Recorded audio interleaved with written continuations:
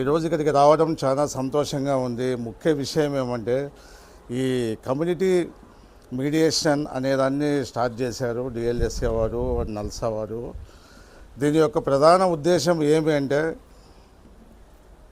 పల్లెలలో వచ్చే చిన్న చిన్న సమస్యలు, అంటే ఇప్పుడు ఇండ్ల దగ్గర చూసుకుంటే ఇంట్లో భార్యాభర్తలకు కానీ, లేదా తల్లికి పిల్లలకు కానీ, లేదా పక్కింటోళ్ళకి మనకి కానీ, లేదా కింద కాలువ పోయే మన డ్రైనేజ్ సిస్టంలో కానీ, ఇలాంటి చిన్న చిన్న విషయాలకు, కాంపౌండ్ వాళ్ళ విషయాలకు కానీ, ఏదో 30 ఏళ్ళు పట్టే కేసుని మన వాళ్ళు 30 రోజుల్లోనే తెంచే విధంగా మన డిఎల్ఎస్ఏ వాళ్ళు ఈ మీడియేషన్ ప్రోగ్రాం పెట్టారు. అదే పని కదా దానికోసమని మీరు ప్రతి దానికి పోలీస్ స్టేషన్కి వెళ్ళాలి లేదా కోర్టుకు వెళ్ళాలి అనే ఆలోచన కలిగి ఉంటే అది ఖర్చుతో కూడుకున్న విషయం యాక్చువల్గా.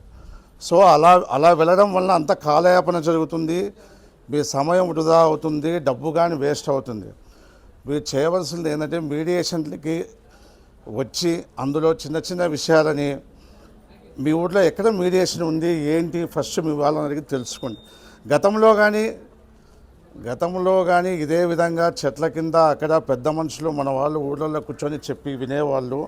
అది ఈ మధ్య కొద్దిగా తగ్గింది. చిన్నాయన చెప్తే పెద్ద ఆయన చెప్తే వినే లక్షణాలు పోవడం వలన మాత్రమే మనం ఈరోజు బయటి దాకా కోర్టు దాకా రావడం జరుగుతుంది. ఆ రోజు మనము వాళ్ళు చెప్పే మాటలు మనం వినింటే ఇంటి దగ్గరే సమస్యలన్నీ పరిష్కారం అయ్యేటివి. కాబట్టి మీ చిన్న చిన్న విషయాల కోసము దయచేసి మీ టైం వేస్ట్ చేసుకోవద్దండి. గవర్నమెంటు జ్యుడిషియరీ మీ వెనకల ఉండి మీ సమస్యలు మీ సమయాన్ని కాపాడాలని ఆలోచించి మీ ఊళ్ళో మీడియేషన్ సెంటర్ పెట్టేకి మీడియేటర్స్ కానీ సపరేట్గా 48 అవర్స్ ట్రైనింగ్ ఇచ్చి అందులో కొంతమందిని మళ్ళీ సపరేట్గా మీకోసము కేటాయించినారు. మీ చిన్న సమస్యలు ఏమన్నా కానీ, ఇప్పుడు పొలం దగ్గర సమస్య ఉంది, లేదా ఇప్పుడు మీకు మేకలు కాసుకునే దగ్గర అందరికీ కామన్ ల్యాండ్ ఉంటుంది యాక్చువల్గా.